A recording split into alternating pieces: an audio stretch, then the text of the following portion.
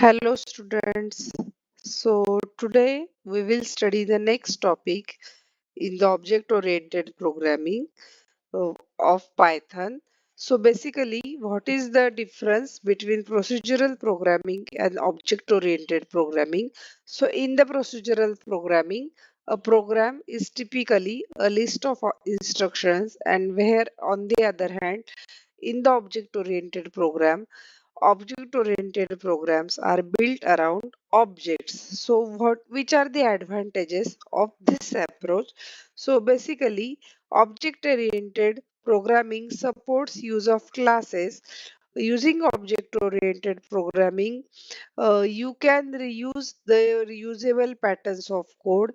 uh, OOP allows you to reuse code, which has many benefits, like the code can be more readable and maintainable. You can create your own user defined data types. Also, a large complex program, you can divide it into modules, which is nothing but a subdividing a bigger problem into a smaller problems. This also helps to hide the complexity.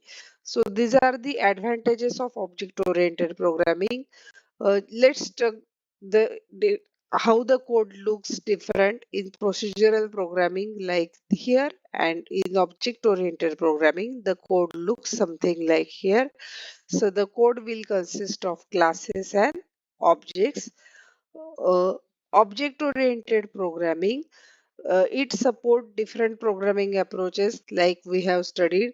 uh, all programs in object oriented programming consist of classes and object. So basically a class allows you to create a new data type, and object has two characteristics, attributes and behavior. Remember, the important thing about objects is that objects are mutable. So, see, objects can store data using ordinary variables that belong to the object. Variables that belong to an object are referred to as fields. Objects can have the functionality by using functions that belong to a class. Such functions are called methods of the class. So remember, using class, you can create new user defined data type. It can have The class can have its own variables and its own functions. The variables that belong to a class, they are known as fields, and functions which belong to a class, they are known as methods. So collectively, fields and method referred to as attributes of the class.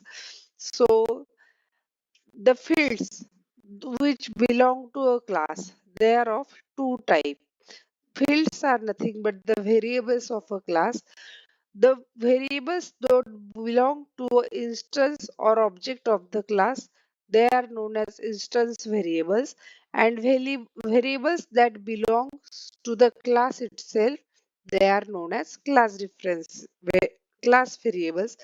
There are mm, specific differences between class variables and instance variables. So first try to understand what are the uh, characteristics of class variable.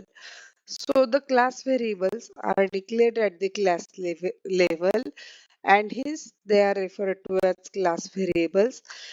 When we expect variables are going to be consistent across all instances or objects of a class, then you can write class variables. You can write them when you would like to initialize a variable, and you can define that variable at the class level. These variables are defined within the class construction.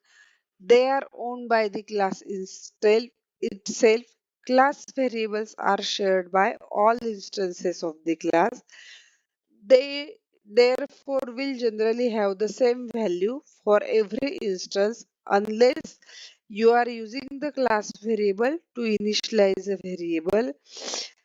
Remember, class variables are not part of any methods of the class. They are defined outside of all the methods, and they can class variables can be of any data type. So instance variables, now we will look. So these variables are declared at the instance level. They are called instance variables. You have to write these variables inside the class methods, and when we anticipate variables will change significantly across instances, means across all objects, you have to define them at the instance level. Instance variables are owned by instances of the class. This means that for each object or instance of a class, the instance variables are different. These variables are defined within methods. Instance variable owned by objects of the class allow for each object or instance to have different values assigned to those variables. So how to create a class? This is a syntax. You have to use class keyword. Then you have to write any valid identifier name, provide colon. In this block, you can write the class, fields, methods, and then you, you have to create object of the class to access those fields and methods in object oriented programming. Now the methods, a class can have any number of methods. All of you know, as we have studied, methods are nothing but the functions which belong to a class. The class methods are different from normal method in one way, like the self. So this self keyword, remember, for every class keyword, the class methods, the self will be the first parameter even if you define it or not. So this self will be like the all class methods all have a special first parameter that we name by convention self. The first parameter gives access to the object instance, so we can set attributes and call methods using dot notation.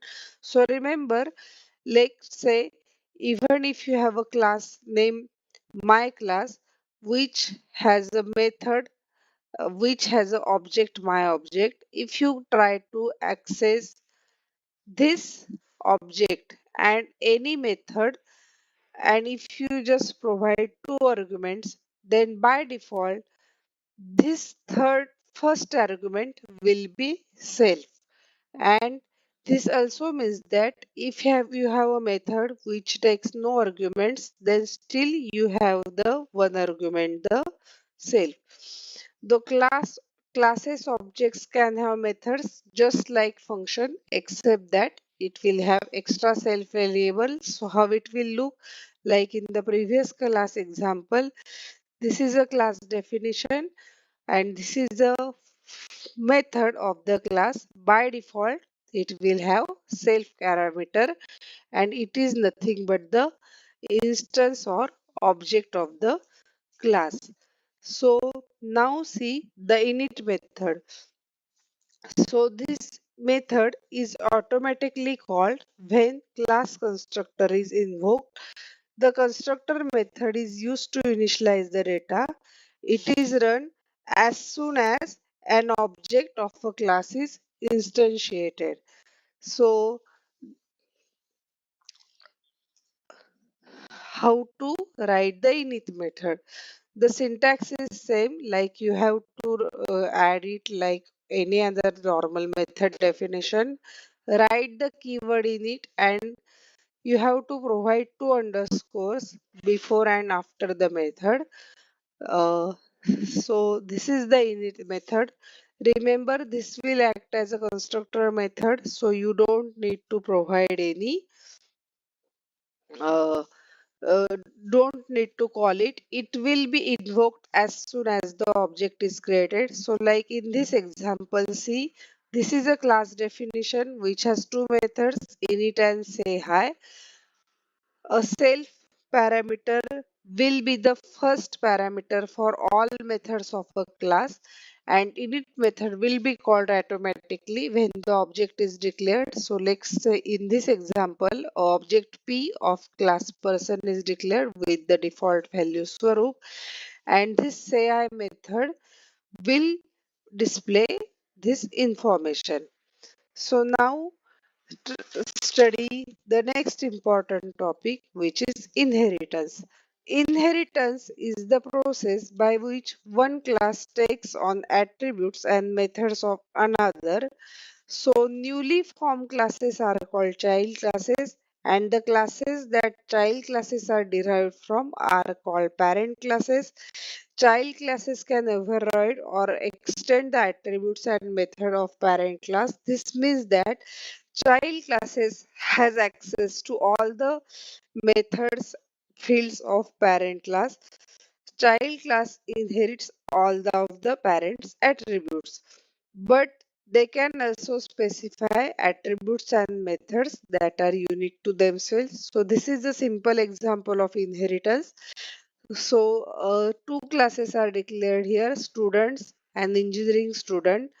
The student class has three methods: init method, get data method, and print data method. And engineering students class has three methods: init method, input method, and display method. This is the object ABC of engineering students class. This object has access to get data method of parent class, and it has access to print data method of parent class also, and the this object has access to methods that are belonging to this class also. So this is the example of inheritance. And the another important feature of object oriented programming is polymorphism. What is polymorphism? Polymorphism is the condition of occurrence in different forms. So basically, polymorphism is the ability to leverage the same instance for different underlying forms such as data types or classes. This permits functions to use entities of different types at different types. For object-oriented programming in Python, this means that a particular object belonging to a particular class can be used in the same way as if it were a different object belonging to a different class. It allows for flexibility and loose coupling. It is important feature of class definition in Python that is utilized when you have commonly named methods across classes or subclasses. This allows functions to use objects of any of these polymorphic classes without needing to be. Now we will study practical applications. I have written sample codes. I will show you the execution and will quickly recap the theory which we have studied till date regarding the object-oriented concept. So, the class data type creates a new data type, all of you know, and how to create a simple class. So, see this definition here. Language class is created. This class contains two methods. So one is init method and another one is say hi method. Init method will act as a constructor. This method need not to be called explicitly. It will get executed whenever the new object of a class is created. So this is class definition. This line will create object P for the language class, and it will assign default value for the parameter. So init method has first parameter self, which will pass object reference, current object reference, and another one will be say name. Name parameter will assign the value which is passed while creating a object, and it will assign that value for this object, and this method say I method will print this statement. So if I execute this, you can see the output.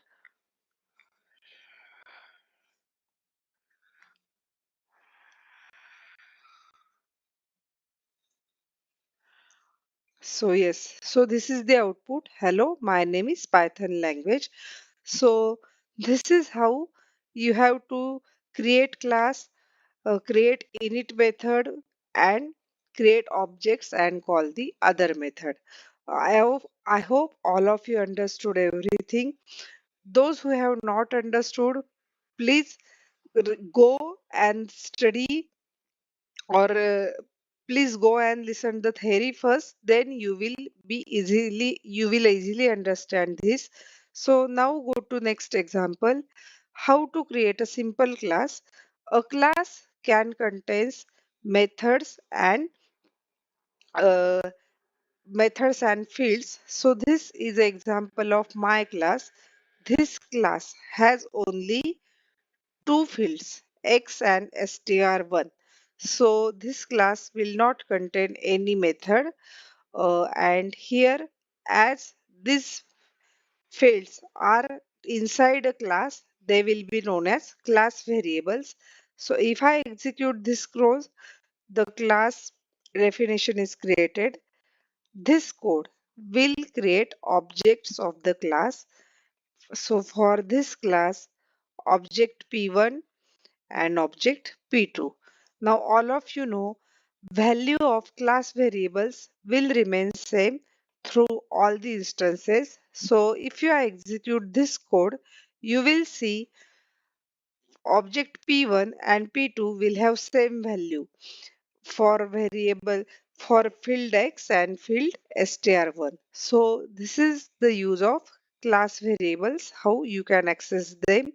So now take example of this class. So the init method will act as a constructor. You do not need to call it explicitly. And the self parameter is a reference to the current instance of the class, and object is the instance of the class, and it is used to access variables that belongs to the class. So the first name, okay, for all class methods, the first parameter will always be self.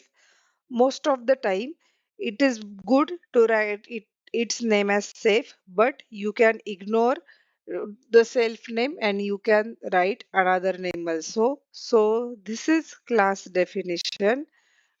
This class contains only init method. Here this code will create two objects for the person class. Each object has different values for name and age, and if you access the instance variables using object name, then if you execute this code, you will see how to access this using the different objects. So as I told you, the first parameter of any class method will always be the self parameter, but the name self, it's not compulsory, though it is a good practice to write it as self, but the first name can be anything. This first parameter will always act as a reference to the instance of the class. So like this is another class example which has two methods only, init method and my function method. Fields declared inside the methods, they are known as instance variables, and you can access instance variable using the object of the class. So this person has two methods, init and my function. This method will create object of person class with default values John and 36, and the object name is p1. Whenever you create object, this init method will get automatically called, and it will assign values which are passed as a parameter to the constructor. So by default, for this object, value John will be assigned to name and value 36 will be assigned to the age. That this code is declared inside the init method, and this another function, my function, will going to print the value of name and object for value of name and age for this object p1. So if you execute the code, you will receive this. Now, if I change the value, let's say instead of Joy, if I pass value J and age 36, now when I will execute the code again, by default, without calling init method, this value J and 30 will be assigned to this object. Let's change the name of the object P2, and if you execute this my function by using the object name, you will see the value j and 30 assigned automatically. So I will execute it and you can see. So till now the class person has only init method in it. If you want to add a new method inside the person class, how to do this? So the adding method inside a class is same like adding a new function inside the program definition. Remember here that the new method which you will add in the respective class definition will belong to that class only. So in this class person, if you have given a problem statement to add a function that prints a greeting and execute it on the p1 object, so you have to add new function like this. Remember, while referring to a function inside the class, they will be referred as methods, not functions. So this is the method declaration. It will print this greeting, hello, my name is, and the name.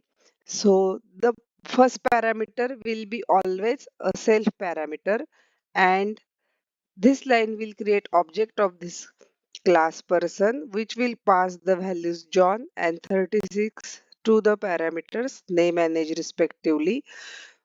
At the time this object will created, this init method will call default and it will assign the values which are passed here name and age, and using this object you can call the new method my function which will print this output. So if you execute the code, you can see this output.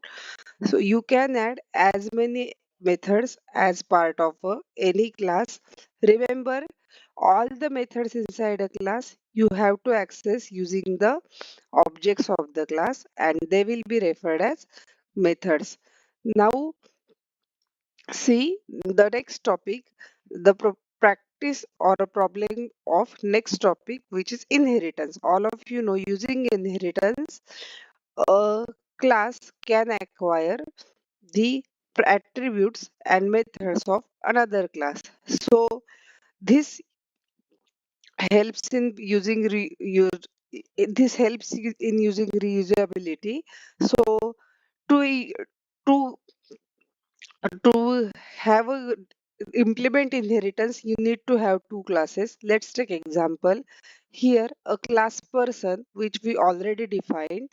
The class person has two methods, init method and print name method. This program will create object of class person. Now another class student wants to access all the methods of the class person. So to inherit the person class, this syntax you must remember that you have to write new class name with the class keyword class name, and in the brackets you have to pass the name of the parent class which will be person in this case. At the time of class declaration, if you don't know the about the behaviors and fields of the class, then just write the keyword pass. This will create the class only.